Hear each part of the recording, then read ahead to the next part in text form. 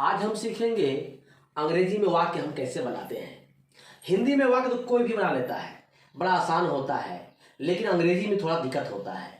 लेकिन आप सीखेंगे तो आराम से आप बना सकते हैं, कोई बात नहीं है। ऐसी बहुत सी किताबें हैं बाजार में जो सिखाती है अंग्रेजी के बारे में। बहुत से अच्छे अच्छे कोचिंग सेंटर्स भी है, लेकिन क्या होता है सबके पहुंच की बात नहीं होती है। यदि आप ध्यान लगाएंगे, मन लगाएंगे, तो आप यहाँ पर भी सीख सकते हैं। देखिए कैसे होता है। मान लीजिए हम लोग वाक्य हिंदी में बनाते हैं कि मैं पुस्तक पढ़ता हूँ।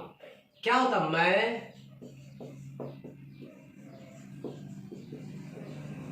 पुस्तक पढ़ता हूं। मान लीजिए मैं पुस्तक पढ़ता हूं, तो हमें ध्यान देना है मैं, ये जो है ये है सब्जेक्ट, पुस्तक यह है ऑब्जेक्ट, और पढ़ता हूं यह मेन वर्ब। हिंदी में क्या होता है कि सब्जेक्ट ऑब्जेक्ट मेन वर्ब आता है। मैं पुस्तक पढ़ता हूं, इसका अनुवाद हुआ अंग्रेजी में I read a book. I read a book. देखिए क्या होता है, आई रीड ए बुक मतलब हिंदी में सब्जेक्ट ऑब्जेक्ट और मेन वर्ब आता है। और अंग्रेजी में क्या होता है? अंग्रेजी में आता है पहले सब्जेक्ट, फिर आता है मेन वर्ब, और फिर आता है ऑब्जेक्ट। ये सबसे बड़ी बात है। यदि आपने ये पहचान लिया किसी भी वाक्य में कौन सा सब्जेक्ट है, कौन सा मेन वर्ब है और कौन सा ऑब्जेक्ट है, इसकी पहचान बहुत जरूरी है। और जिस बच्चे को, विद्यार्थी को, सीखने वाले को इसकी पहचान हो जाती है, वो आराम से कुछ बना सकते हैं। और आप क्या होता है, कोई बच्चा सीखता है मैं पुस्तक पढ़ता हूं, तो वो ऐसे लिखता है आई पुस्तक बुक, और पढ़ता हूं रीड कर दिया। तो आई बुक रीड ऐसा वाक्य कभी भी नहीं होता है अंग्रेजी में, ये गलती है।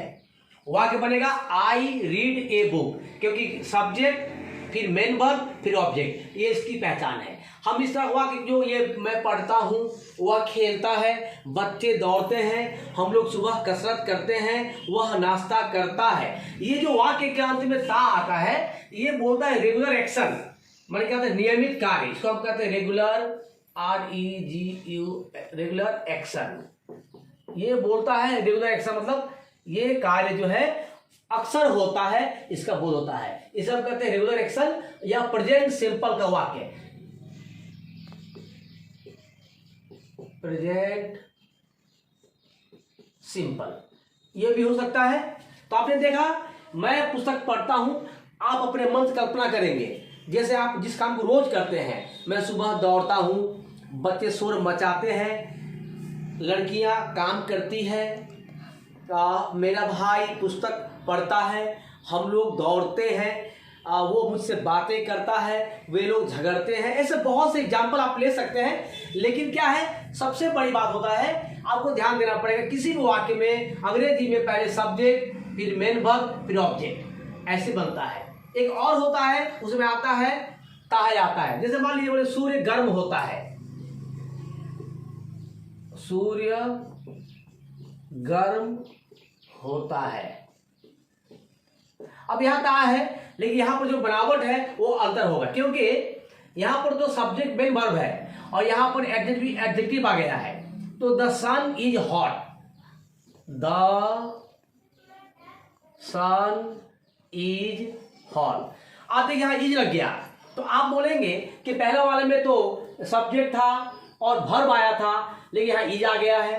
कारण क्या है कि यहां पर मैं पुस्तक पढ़ता हूं, यानी मैं के साथ आया है अंग्रेजी में रीड, जो मेन वर्ब है। लेकिन यहां क्या है कि सूर्य गर्म होता है, ये जो सूर्य गर्म है ये होता है ऑब्जेक्ट, इसको होता है एडजेक्टिव बोलते हैं, एडजेक्टिव विशेषण।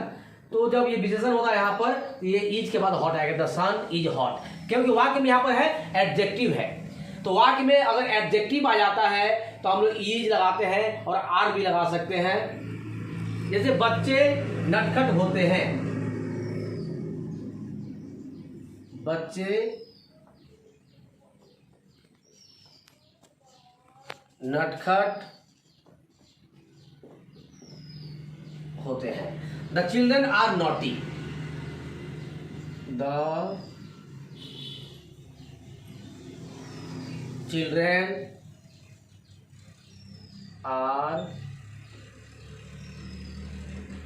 नॉटी। तो ये होते हैं, ते हैं आया है, लेकिन अंतर हो गया है कि यहाँ पर मेन वर्ब आता है और यहाँ पर आता है विशेषण आता है, इसलिए ऐसा हो गया है।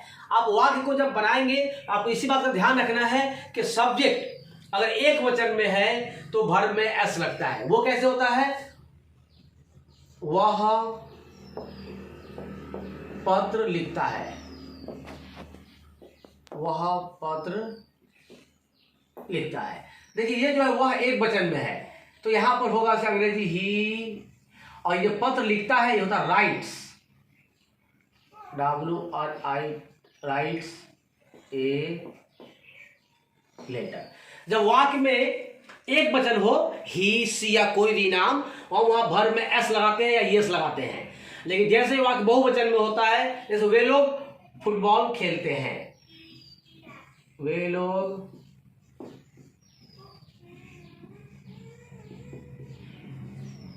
फुटबॉल खेलते हैं, यह वे लोग जो है ये है बहुवचन शब्द, तो हो गया they play football, they play football. क्योंकि एक वचन रहने पर हम लगाते हैं भर में एस लगता है, और बहुवचन में इसमें कुछ भी नहीं लगता है, ये इसका पहचान है। आप खुद से भी बहुत वाक्य बनाकर अभ्यास कर सकते हैं, एक वचन में हो बहुवचन में हो, बस आपको केवल वर्ड मीनिंग चाहिए, कौन सा अंग्रेजी में कौन सा वर्ब कौन सा ऑब्जेक्ट लगेगा, ये आपको ऊपर डिपेंड करता है। आप बनाकर अभ्यास कर सकते हैं और आप इसको आराम से सीख सकते हैं। कुछ जगह पर रूल होता है, आप चाहे तो इस रूल को फॉलो कर सकते हैं। मान लीजिए subject plus MB1 plus S या ES प्लस ऑब्जेक्ट, एक रूल है। तो ये अगर सब्जेक्ट एक वचन में है तो वर्ब में एस लगेगा, और सब्जेक्ट बहुवचन में है तो ये एस नहीं लगता है। ये इसका मुख्य नियम होता है। दोस्तों मुझे उम्मीद है कि आप कुछ सीख पाए होंगे, समझ पाए होंगे। यदि कहीं भी दिक्कत होगा तो आप कमेंट में लिखकर बताएंगे, हम लोग उसका समाधान करेंगे। क्योंकि अंग्रेजी एक बार में सीखने का विषय नहीं है, ये लगातार अभ्यास खोजता है, अभ्यास चाहिए। आप अभ्यास करेंगे, कहीं कोई समस्या हो तो आप लिखकर बताएंगे, उसका समाधान हम लोग कर देंगे। आपसे एक रिक्वेस्ट है कि आप इस वीडियो को देखें, अभ्यास करें, और जहां परेशानी हो लिखकर बताएं, और हमारे चैनल को सब्सक्राइब करें ताकि आपके पास ऐसे वीडियो जा सके और हम ये जान पाए आपको कहां पर दिक्कत हो रहा है, उसका हम लोग समाधान कर सके। धन्यवाद।